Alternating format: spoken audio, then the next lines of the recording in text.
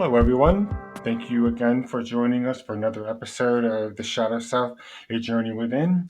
My co-host, Joanne is joining me tonight to assist me with this episode this evening. Hi, Joanne. Hi, Todd. Very excited about tonight's guest. Yes, I am too. So we're going to get right into it. It's going to be awesome dialogue tonight, conversation. So our next guest is Melody Fetzer. We are very excited to have you with us, Melody. How are you? I'm great, Todd. How are you doing? Doing very well, doing very well. How are you this evening, Joanne? Good, thank you. All right, great. So we're going to have you tell the listeners, we know a little bit about your background, but tell the listeners a little bit about what you do. Certainly. By profession, I'm a nationally certified medical assistant and work for a high-end ear, nose, and throat doctor here locally. And I'm also a certified Usui Holy Fire 2 Karuna master teacher. And I work with crystals and I work with other modalities as well. Very interesting. Very nice. Thank you for sharing that with us. So we're going to delve right in. So I believe that Joanne has some questions for you. Go ahead, Joanne. Thank you, Todd. Do you mind if I call you Mel? Is that okay? No, that's fine. Okay. I know that you have touched on the shadow self work, and I have a few questions that I've prepared for you. In the shadow self work, it's created when we reject parts of ourself, like the characteristic traits of ourself that we've decided are not valuable or undesirable to ourselves. So, in that, how it's created and it's layered upon us, do you feel that sometimes that is tossed upon us or thrown upon us with other people's verbiage or thoughts of you're not good enough, or don't say that, don't be like this, why are you doing that, why are you so happy all the time? Do you think that not helps, that's a kind of a weird word, but helps create your shadow self? I do, Joanne. And I think our shadow self is created when we're very, very small. And Todd and I have talked about this a little bit before. I feel that there is usually for most of us, there's a pivotal point in our childhoods. If we were to go back and look at it and evaluate it, there's usually a specific time frame or time period that is so impactful to us by the message that we're given that a lot of times, until and if or when a person ever becomes conscious enough to delve into that, actually affects us for the rest of our lives and is actually driving the car or driving the bus, so to speak. Driving you to where you are unconsciously being. Exactly. Like for myself, for example, as a child, I was very, very shy and I was a quiet little thing, and I was constantly being praised for you never knew that I was around, and I was so quiet, you never knew I was there. And so I got the message loud and clear that make myself invisible. And I did that for years and years through my childhood, through my adult life. You know, I had varying points where it was more prominent than others. But I think when you're given the message that you're not good enough or you're not worthy or you're minimalized in some way or another, or you're trained that you have to tolerate someone's treatment regardless because you're too small to do anything about it. My grandfather was an alcoholic when I was a little girl.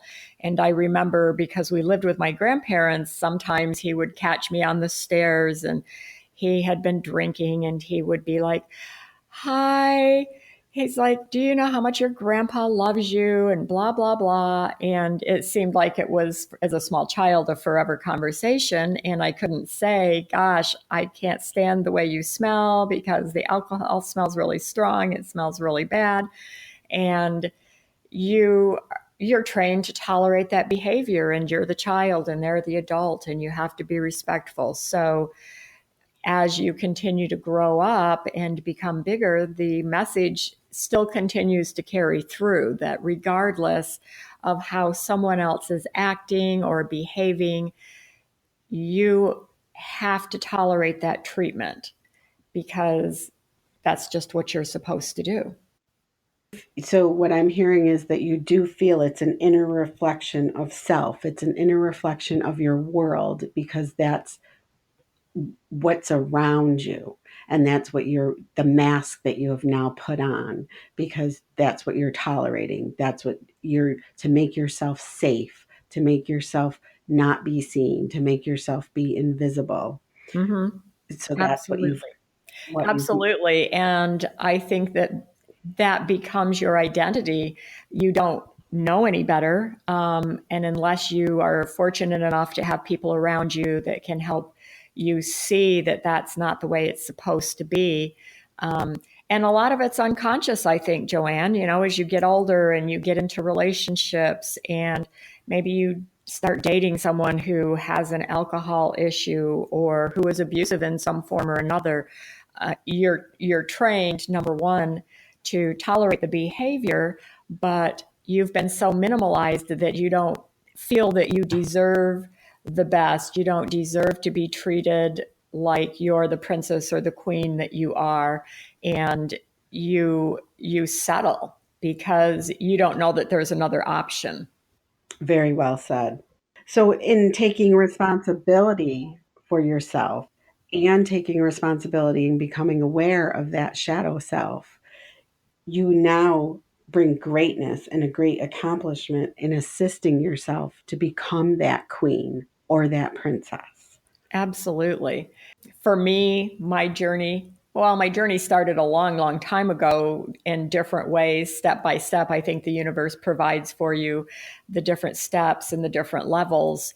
And it started with self talk, and the things that you say to yourself are what you're going to continue to bring into your life. So we're like little magnets. And so if you're always saying to yourself, oh, I'm not good enough, I'm so stupid, or I'm so this, or I'm so that, I'm not worth the best, then that's what you're going to continue to draw to yourself. So little by little through the years, I actually was introduced to different things that helped me work through some of that process, although I wasn't looking at it in the form of a mask at that point or a shadow self. I'm not sure I really even perceived that it existed or was an entity, so to speak, that was affecting my life. In fact, until just even about a year ago. And as I worked through my shadow self through a program that I took, an energy program, and actually got in touch with my shadow self, which ironically turned out to be that little girl who was minimalized and who never really got the attention or the nourishment emotionally that she needed. She was the child that was actually driving the bus for the rest of my life. And so I've got this little blonde haired, pigtailed little 4 or 5 year old who's like, oh, I want attention. And oh, well, you're giving me attention. And you might not be very nice on this level, but it's okay because you're kind of paying attention to me over here and you're kind of feeding a need at the moment. And once I realized the little girl and who she was and what she was doing, and it wasn't even until a year later, in the past few months, that I was working with my shadow self again, that I suddenly had the epiphany that, oh my gosh, this is why I've made all these decisions in my life. And you can look at it in a couple of different ways. You can look at it like, oh my God, what have I done? Look at all the mistakes I've made. Or you can look at it on the positive level, like, oh, wow, this is like such an epiphany. And now I see this and like the light bulb goes on and okay, I get it. I don't have to, she's not in charge anymore. She's been incorporated into myself and I see her, I acknowledge her. I now can give her the love she didn't get or the support. And so now I can be in charge of driving the bus. So it's not like a runaway train. Like, mama, don't throw mama from the train. That's right.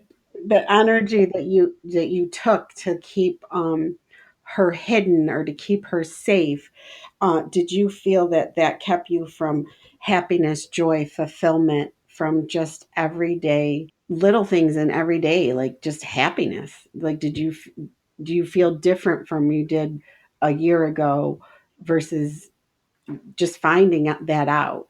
Like that, it sounds like you took so much energy to keep her safe, and she was driving the bus. She was in charge. So it feels like you expended a lot of energy taking care of that issue. So did you have as much joy then as you do now? Did you have as much happiness as you do now? That's the weighing the scales. Or do you feel lighter now, and more free, more out there now?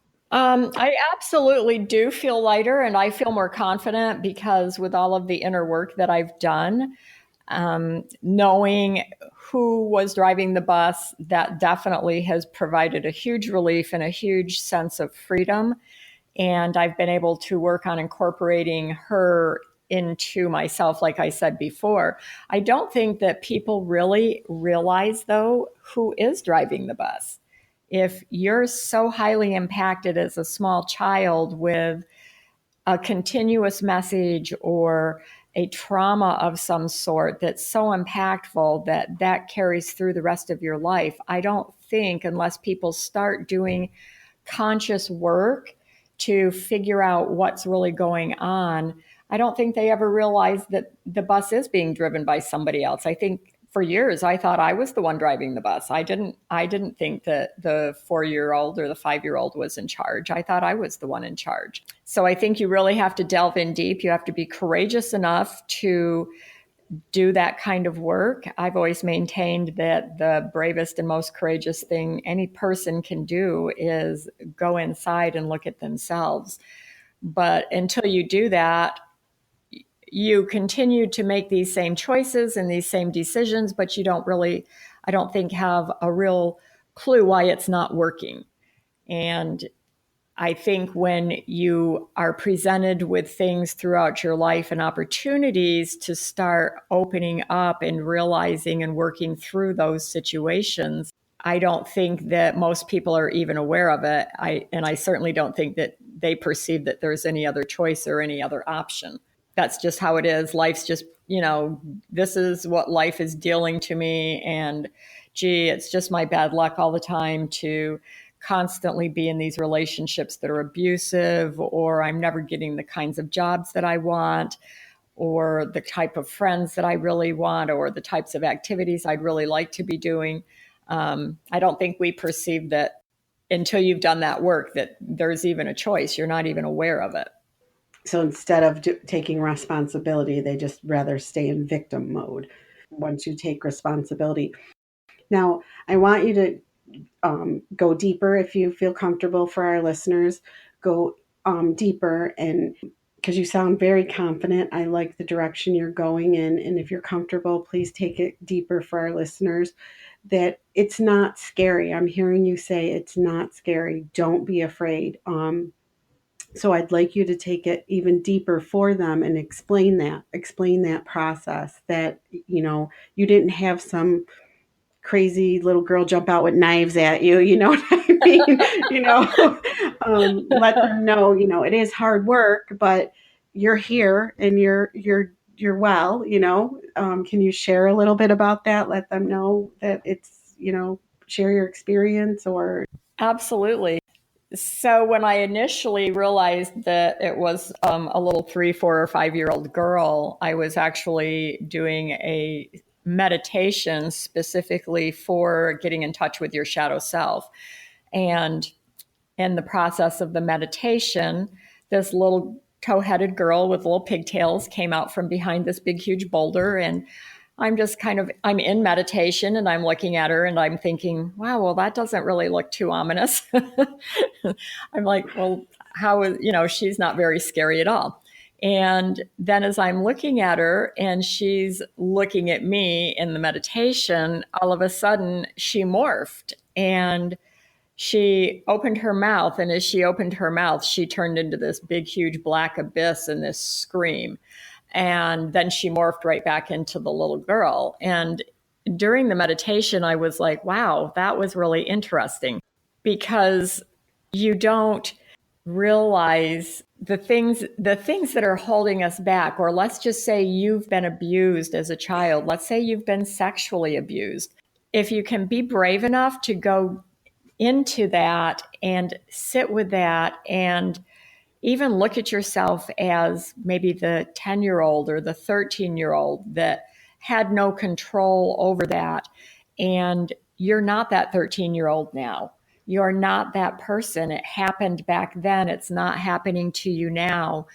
It's I read a book on therapy one time, and one of the projects that they had this person do was they had this woman who had been abused as a child and mistreated and spoken to poorly, and they had her go to a playground and pick out a little girl that she felt looked similar to herself as, a small child in that same type of an age, and to do it and with the idea that if something were to happen, that same thing were to happen to that little girl, what type of control does she have over that? Or it could be a little boy. It doesn't have to be a little girl. There are just as many men that have been abused as children in one form or another, or minimalized.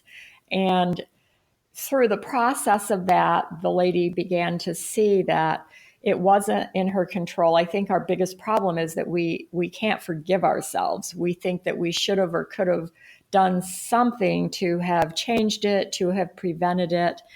And I think if you can go in and look at it like it's a healing process, this is going to free me. This is going to clear up what's been holding me back.